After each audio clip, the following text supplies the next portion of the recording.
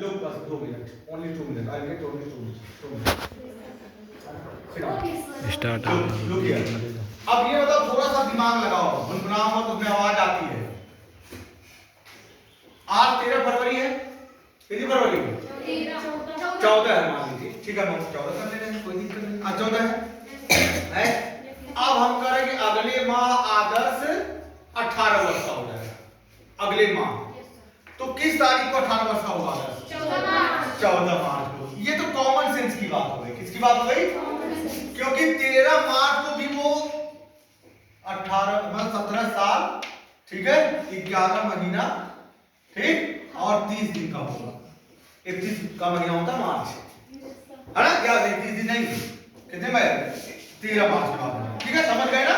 ये समझने की बात है, ये कॉन्सेप्ट ऐसे हमने बता दिया कि अगर 14 फरवरी और हम ये कह रहे हैं कि अगले माह आदर्श 18 साल का हो जाएगा, मीन्स हुआ कि इसका डेट ऑफ बर्थ क्या है? 14 मार्च है। क्या है? ये कॉमन सेंस की बात है, ऐसे आपको समझना पड़ेगा चीजों को। Do you understand it? समझे? ये छोटी सी बात थी। तो ये अगले माह लिखा है, तो क्या अगर आदर्श चाहे कि मैं अगले माह यानी मार्च 14 को मैं 18 साल का हूं, क्या वो कर पाएगा? कितना भी हाथ पैर पटके, रस्सी से बांध ले खुद को, नहीं कर पाएगा।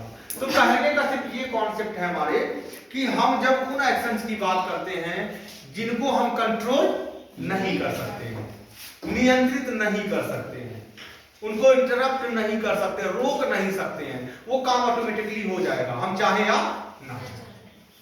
तो डेफिनेटली वहां पे क्या यूज होगा? Simple future. क्या यूज होगा? Simple future. हो जाएगा कि आदर्श अगले माह हुआ ना, चलो ठीक है, तो ही लिख देंगे, ठीक है, he shall be 18 हो गया इन मार्च।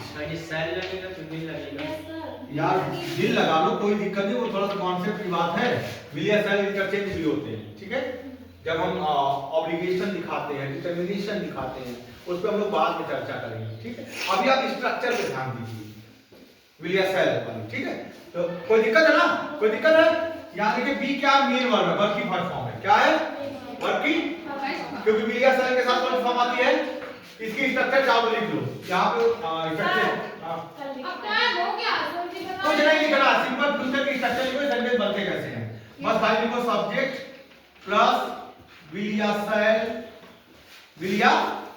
शैल हो जाएगा, विल या शैल plus V1 verb first form plus other verb OW, ठीक है। ये स्ट्रक्चर हो गई, ध्यान रखना।